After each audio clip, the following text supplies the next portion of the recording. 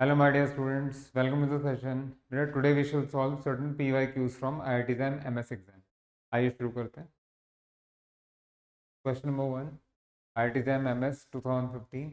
Suppose A and B are events with probability of A is given, probability of B is given, probability of A intersection B complement is given, and then आपको ये condition probability निकालना है. Language simple है. इसमें दो तीन points जो आप नोट कर सकते हैं वो ये है कि बेटा ए इंटरसेक्शन बी कॉम्प्लीमेंट का मतलब होता है A minus B. That means this is probability of difference. Difference theorem आपने पढ़ा होगा.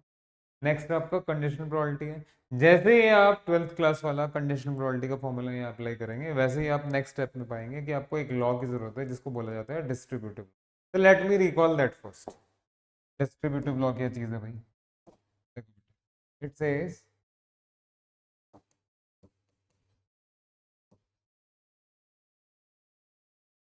नाम में डिस्ट्रीब्यूशन है और काम में भी distribution. A intersection B union C या फिर ए यूनियन बी इंटरसेक्शन. हाँ जी बेटा, ये अगर लिखेंगे तो ए को डिस्ट्रीब्यूट करेंगे आप ऐसे, A intersection B union A intersection C. यहाँ भी आप ए को डिस्ट्रीब्यूट करेंगे कैसे? A union B intersection A union C. समझ में आ गया? तो देखिए यहाँ पे ये सिंपल लैंग्वेज में लिखा गया है but you should be in a position to change it. X Y Z आ सकता है, एफ जी एच आ सकता है. एग्जाम्स में ये सारे सिंबल्स आते हैं. तो डिस्ट्रीब्यूशन लॉ का मतलब है क्या डिस्ट्रीब्यूट हो रहा है और कैसे डिस्ट्रीब्यूट हो रहा है, देख लीजिए. अब आते हैं एक्चुअल क्वेश्चन पे. जैसे कि मैंने पहले बोला आपको लैंग्वेज बहुत सिंपल है. यहाँ से शुरू करते हैं कि आपको क्या चाहिए. तो we want probability of B complement given A union B. हाँ जी मेरे बेटा, probability of B complement given A union B. ठीक है जी. अगर ट्वेल्थ क्लास के बच्चे से पूछा जाए कि भाई इसका फॉर्मूला बताओ तो तपक से आंसर देगा कि सर ये तो होता है probability of A intersection B divide by P B. हाँ जी, वहाँ होता था तो यहाँ पे ही होगा. आ जाओ बेटा. तो this should be probability of B complement intersection A union B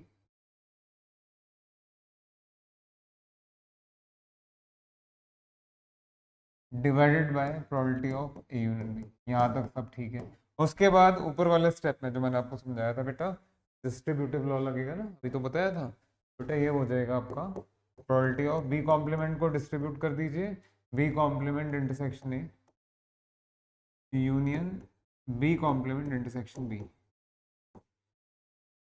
divide by probability of A union B. Twelfth class, again your twelfth class is into the picture. So this is PA plus P B minus probability of A intersection. Again बहुत simple है. तो बेटा इन दोनों को देख के डर लग रहा है. ये तो जो है ये दिया हुआ है एक्चुअल में इंटरसेक्शन भी कॉम्प्लीमेंट करके कुछ. बट ये क्या चीज़ है? अरे किसी भी सेट का इंटरसेक्शन उसके कॉम्प्लीमेंट के साथ रहेंगे तो क्या कुछ भी नहीं मिलेगा? कुछ नहीं मिलेगा, फाइव मिलेगा ना. तो नेक्स्ट स्टेप में this would be probability of B complement intersection है यूनियन, ये फाइव हो गया मेरे बेटा, है ना, देख सकते हैं.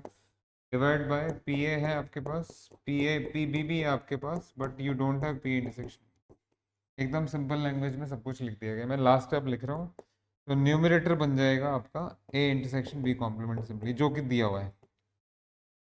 और डिनोमिनेटर में we need P A, we need P B, we need P intersection B. Look at the question again all of you.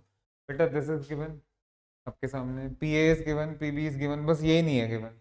वो इधर से आएगा ना, आएगा इधर से. आइए, what is the formula of probability of A minus B? A minus बेटा अब देख लो, नए बच्चे हो ना आप. This is A, this is B, this is A minus B. तो ये जो probability of A minus B आप लिखने जा रहे हैं, this is same as P A minus P intersection B. भाई आप देख लीजिए ना, ए के पोर्शन में से क्वेश्चन मार्क वाला पोर्शन हटा दिया, इंटरसेक्शन हटा दिया, यही आएगा आपका. ए माइनस बी और ए इंटरसेक्शन बी कॉम्प्लीमेंट एक ही चीज़ होती है. सॉरी. आइए जरा. हाँ जी, ऊपर ने well we were talking about, ये आपको गिवन है, ये आपको गिवन है, ये आपको गिवन है, दिस वी नीड. बेटा इसका फॉर्मूला लगा रहा हूँ मैं अलग से. How? Probability of A intersection B complement 0.2 दिया हुआ है. This implies probability of A minus B 0.2 दिया हुआ है. This implies probability of A minus probability of A intersection B, ये आपका 0.2 दिया हुआ है. अब आ जाइए जरा इधर. ये 0.5 है और ये 0.2 है, तो इंटरसेक्शन का प्रोबेबिलिटी 0.3 आ गया। क्वेश्चन खत्म हो गया भाई। देख लो बेटा, ये आपका न्यूमरेटर में 0.2 है, this is 0.5, second part is 0.4 minus अभी आपने देख लिया, so it is 2 and this is 5 plus 9 minus 6, so this is 2 by 6, 2 by 6 का मतलब 1 by 3। एकदम सिंपल क्वेश्चन था, सिंपल लैंग्वेज में आपको समझ, आई होप यू लाइक।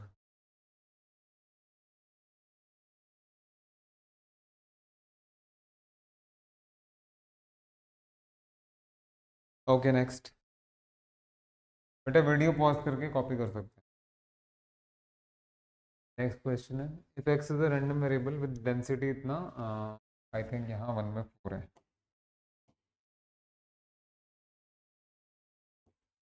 इधर 1 में 4 है।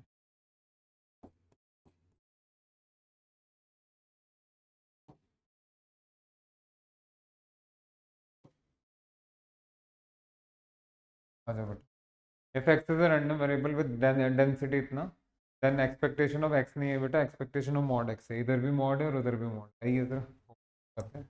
Solution goes like this, again simple question. So what is expected value of mod x? Integral minus infinity mod x into fx dx। यहाँ तक सब बढ़िया चल रहा है। So it is minus infinity ji mod x as it is, इसके साथ PDF जो है e raised to power में -1/2 mod x। मेरे बेटा, अगर again 12th class came into the picture, अगर किसी 12th क्लास के बच्चे से ये पूछा भाई integral -a2 F x D x का वैल्यू बताइए, तो वो तपाक से आंसर देगा कि सर ये तो ट्वाइस 0 to a हो जाता था। फिर उसको याद आएगा नहीं, इसके दो पॉसिबल आंसर्स थे, ये ट्वाइस भी हो सकते हैं और ये जीरो भी हो सकता है। ये ट्वाइस 0 to a तब होता है जब this function is an even function है ना, ये जो अंदर लिखा है, ये जो अंदर लिखा है, जरा इसमें x को -x से रिप्लेस कीजिए। जैसे ही आप x को -x से रिप्लेस करेंगे तो पाएंगे कोई चेंज ही नहीं हुआ, मॉड्यूलस है भाई। तो this function is an even function, खुशियां अपार एट योर डोर स्टेप। बेटा जब ये इवन है तो ये हो जाएगा ट्वाइस, इंटीग्रल -100 की जगह ट्वाइस 0 to, हाँ हो गया, क्वेश्चन ही खत्म हो गया। तो it is mod x into 1/4 into -1/2 mod। अब अगला स्टेप बेटा, जो शुरू का स्टेप था एट द बिगिनिंग dx का मतलब x is between -∞ but right now dx means x is lying between 0 to ∞। x तो पॉजिटिव हो गया, अगर x पॉजिटिव हो गया तो mod x तो x में चेंज हो जाएगा। समझ गए मेरी बात? अब तो यहाँ mod का कोई रोल ही नहीं बचा, तो ये 2 और ये 1/4 यानी 1/2 यहाँ, और इंटीग्रल 0 to ∞ होने की वजह से mod x is x, this is e raise to power में -12 x। देखिए मैं तो कहना भी जरूरी नहीं समझ, मेंशन कर देते हैं लेकिन छोटा सा, सॉरी। देखो बेटा, तो स्टैट्स के बच्चे हैं तो डिस्ट्रीब्यूशन वगैरह तो पढ़ते ही हैं, गामा पढ़ते हैं, बीटा पढ़ते हैं, हाँ जी बीटा गामा इंटीग्रल आपके साथ, गामा इंटीग्रल इसलिए कह रहा था, मैं कहना भी जरूरी नहीं समझ। तो it is gamma of 2 divided by 1/2 का whole square, gamma 2 is 1, so this is 1/2, ठीक है ना। बेटा ये 2 आ गया,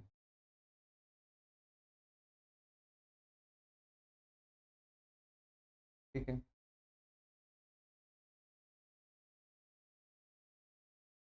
इन पॉज करके आप कॉपी कर सकते हैं, this is generalized gamma.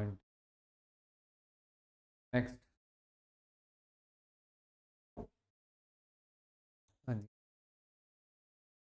Another logical question, बहुत लॉजिकल है। Let x be a random variable with mgf, mxt equal to this thing, then probability of x less than equal to 1। So here is a question जहां आपको mgf से सब कुछ recognise करके back gear लगा के पहले डिस्ट्रीब्यूशन पे जाएंगे एंड देन बाकी सब चीज़। mgf से डिस्ट्रीब्यूशन, बेटा आप सबको पता है mgf इज यूनिक, भाई जरा, ये पॉइजन का mgf है, if x follows Poisson distribution then this implies, इसका जो mxt आएगा मेरे बेटा, mxt वो आएगा e raise to power lambda t minus 1, और ये जो लैम्डा है वो यहाँ पावर में चमक रहा होता है, जैसे कि यहाँ लैम्डा चमक रहा है। So comparing this with the mg of a Poisson distribution we get, ये तो Poisson with parameter lambda equal to 0.5 है, बढ़िया, बहुत बढ़िया. The solution goes like this. mxt equal to a raised to power lambda et minus 1 with lambda equal to 0.5, ठीक है ना. So this implies by uniqueness of mgf x follows Poisson lambda. अच्छा जी, बढ़िया.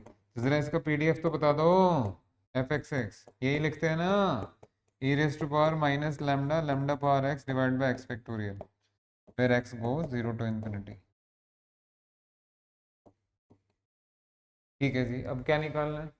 Probability of x less than equal 1. ओहो, x 1 या up to 1 क्या क्या value, x 0 ले रहा है और 1 ले रहा है, दैट्स इट. बेटा ये तो हो गया क्वेश्चन ही, दो स्टेप में. बेटा इसको आप लिख सकते हैं probability of x equal to 0 plus probability of x equal to 1. अब क्या करें सर? तो यहाँ इसका वैल्यू डालो भाई, स्मॉल एक्स की जगह एक बार हो 0 रख लीजिए, एक बार 1 रख लीजिए. तो it is E raise to power में माइनस,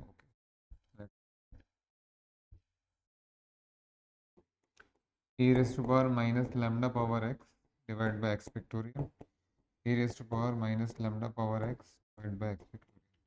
हाँ जी, ये ई पावर माइनस लैम्डा आपके पास यहाँ बचेगा और यहाँ लैम्डा ई माइनस लैम्डा बचेगा, यानी we are ending up with e power minus lambda into 1 plus lambda.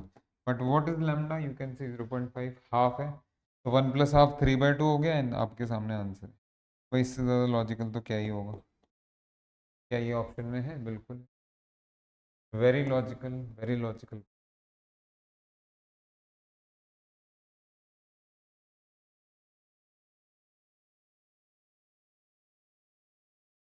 Again video pause करके कॉपी कर सकते. नेक्स्ट.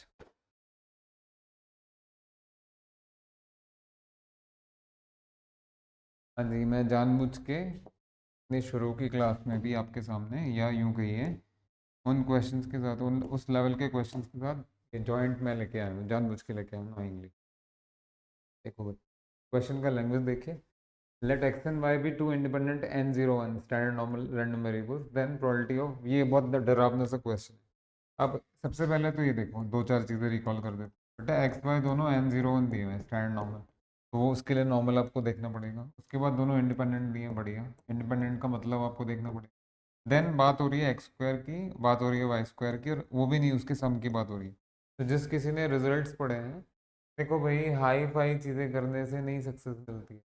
नीचे लेवल से शुरू कीजिए और ऊपर पहुंचिए. बहुत बैलेंस होके चलाइए अगर आपको रेस जीतनी है. गाड़ी बहुत बैलेंस करके चलानी, तेज भी चलानी है और ऐसे भी चलानी है कि एक्सीडेंट, तभी तो जीतोगे. सेम ईयर, ये थोड़ा ऊपर लेवल की चीज़ है, मैं और सिंपल सिंपल वे में करा दूंगा. The thing is, if x follows n01, then x का square follows chi square with the degree of freedom क्या होता है. तो ये भी chi स्क्वायर, ये भी chi square, sum of two independent chi square भी chi स्क्वायर ही होता है. वहाँ से काम हो सकता है, बट chi स्क्वायर तक बच्चे पहुँच नहीं पाते, नहीं पहुँच पाते भाई, सच है. तो आपको सिंपल वे में लेके चलते हैं, डबल इंटीग्रेशन से करा देते हैं.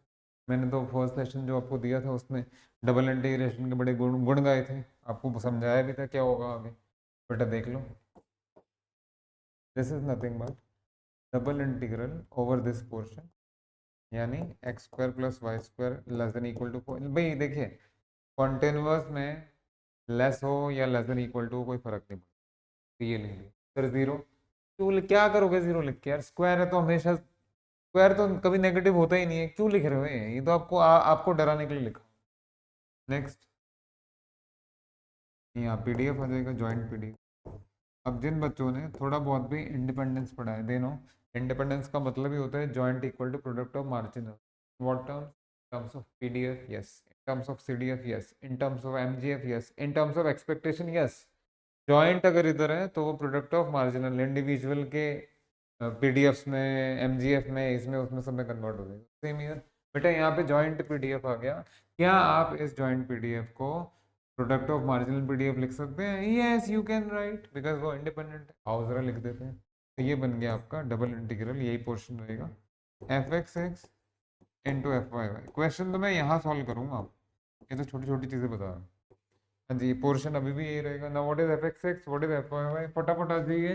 F x follows N mu sigma square, तो बेटा इसका पीडीएफ कैसे लिखते हैं?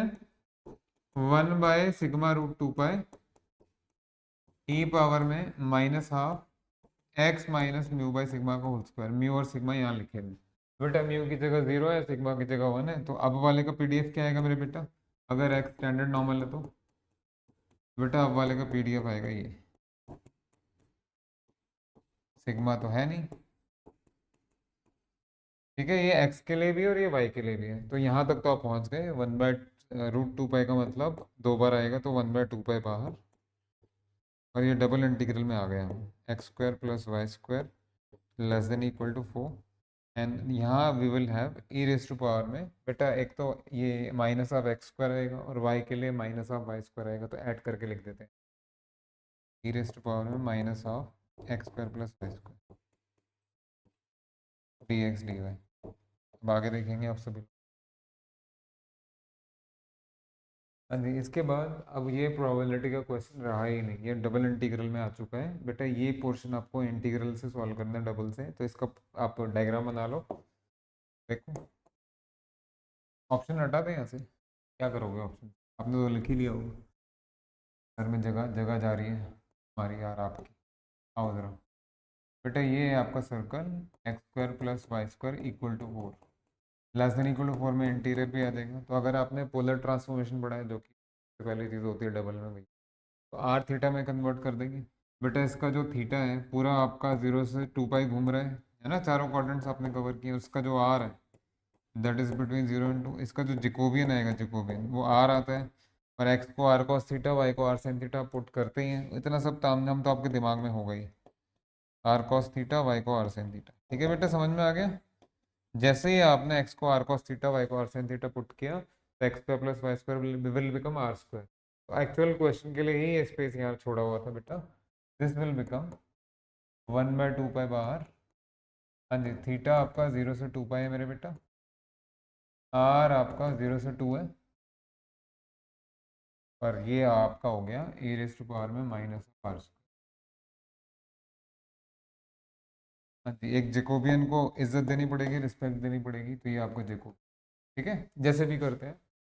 अब ये तो आराम से कैंसिल वैंसिल हो ही जाएगा बेटा। ये हो गया आपका 1/2π, दिस इज ऑल्सो 2π। हाँ जी, 0 से 2।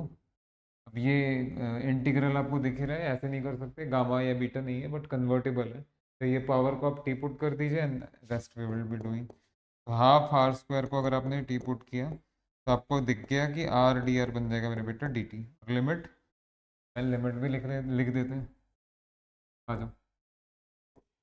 जब r 0 है तो t 0 है, और जब r आपका 2 है तो t 2 ही आएगा। दिस विल बिकम, ठीक है ना, ठीक है भाई, बढ़िया। हाँ जी, तो इट इज e⁻⁻ में -t divide by -1। Sorry, limit लगानी है ना।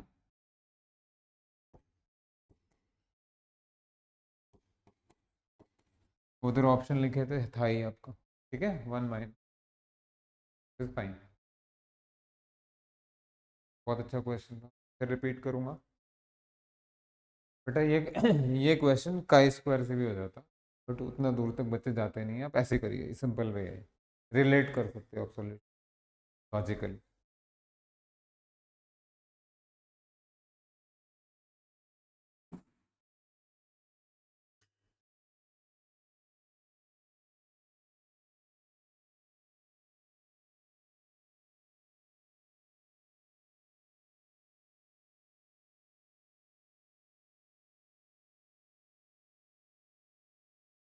Next question, yes jam 2018, really classic problem, बहुत सच में क्लासिक प्रॉब्लम है।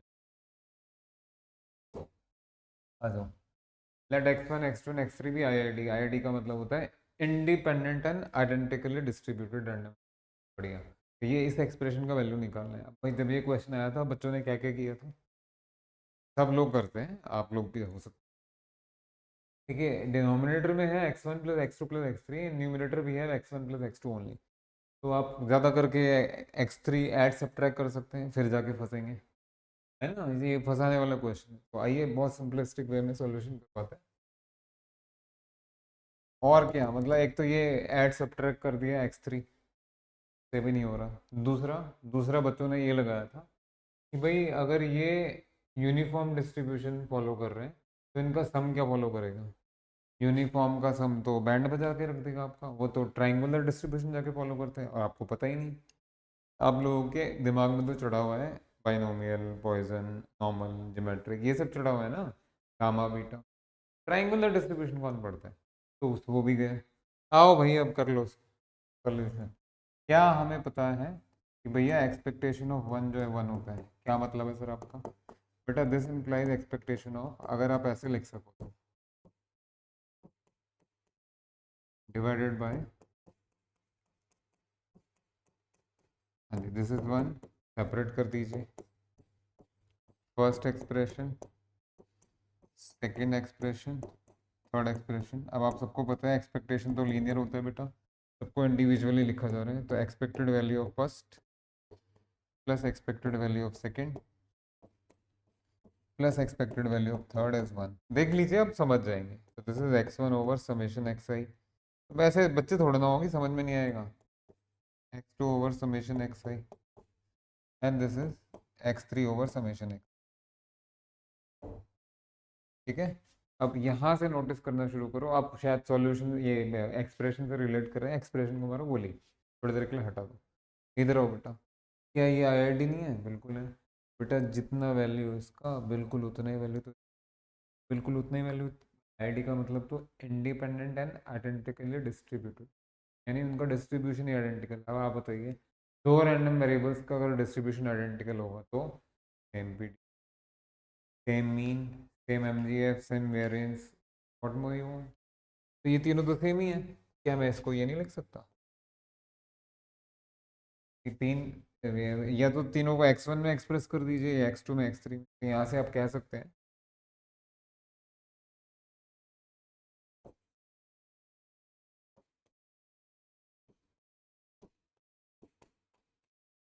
ठीक है ना, because all three are equal so this will become three times something. किसी का भी ले लीजिए। हो गया क्वेश्चन। तो बेटा ये जो एक्सप्रेशन है आपका, सॉरी, ये जो एक्सप्रेशन है इसको आप लिख सकते हैं expected value of x1 over summation xi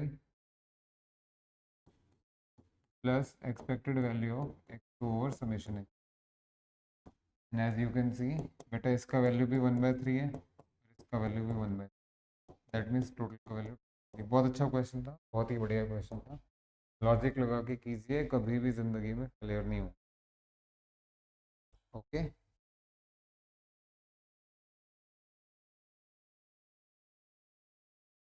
हमारा काम है आपको लॉजिकली बढ़ाना आगे, सफलता दिलाना। Next, obviously the last question. आओ बेटा।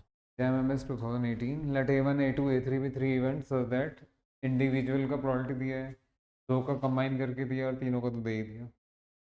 Then the probability that none of the events, बेटा मैंने क्लास के शुरू में एक लॉ बताया था, उस लॉ का नाम था डिस्ट्रीब्यूटिव लॉ। अब आएगा D Morgan's. D Morgan's law क्या होता है सेपरेटली बता देते हैं। डी मॉर्गन्स,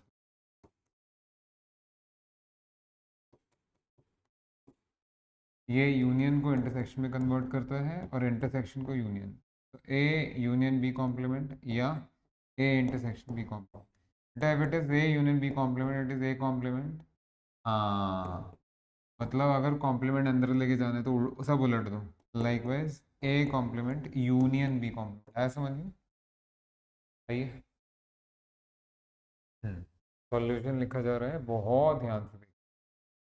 देखिए उनको चाहिए प्रोबेबिलिटी ऑफ नन, तीन इवेंट्स हैं। तो बेटा प्रोबेबिलिटी ऑफ नन बच्चों की तरह पढ़ लो। प्रोबेबिलिटी ऑफ नन का मतलब इधर लिखो उधर लिखो जहाँ लिखो। तो this is probability of none, means A1 नहीं हुआ है, A2 भी नहीं हो रहा है और A3 भी नहीं हो रहा है। अब आप ज़रा स्कूल लेवल याद कीजिए, अगर आप स्कूल में होते तो भाई देखो लॉजिकली चलो, मैंने पिछले क्वेश्चन में बोला ये और है एंड, एंड का मतलब intersection. So this will become A1 is not happening and A2 is not happening and A3 is not happening। आगे समझ में। यहाँ लगाइए आप डी मॉर्गन्स लॉ बैकवर्ड्स, तो ये बन जाएगा A1 union A2 union A3 whole का कॉम्प्लीमेंट। आया समझ में? देख लो भाई अच्छे से, मैंने हमेशा लॉजिकली ही पढ़ा है। What is probability of complement? It is 1 minus probability of the set, so it is 1 minus probability of union. बस क्वेश्चन हो गया आपका बेटा, ये हो जाएगा 1 माइनस यूनियन का प्रोबेबिलिटी। पहले इंडिविजुअल आएंगे, फिर डबल, सॉरी,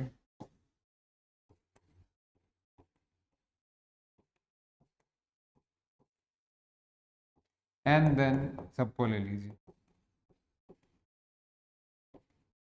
और आप नोटिस करेंगे कि सब कुछ दिया ही हुआ है, हर एक इंडिविजुअल टर्म आपको दी गई है। आइए कर ही लेते हैं।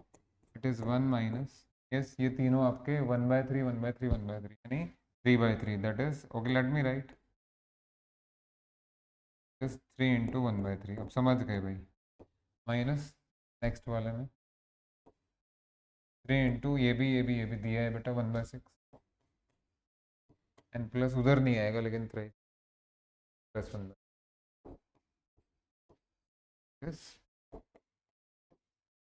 1 माइनस 1 माइनस 1/2 प्लस 1/6, ठीक है ना? तो दिस इज 1/2 माइनस 1/6, यस भाई इतना। 3 माइनस 2/6 दैट इज 1, ठीक है बेटा 0.33।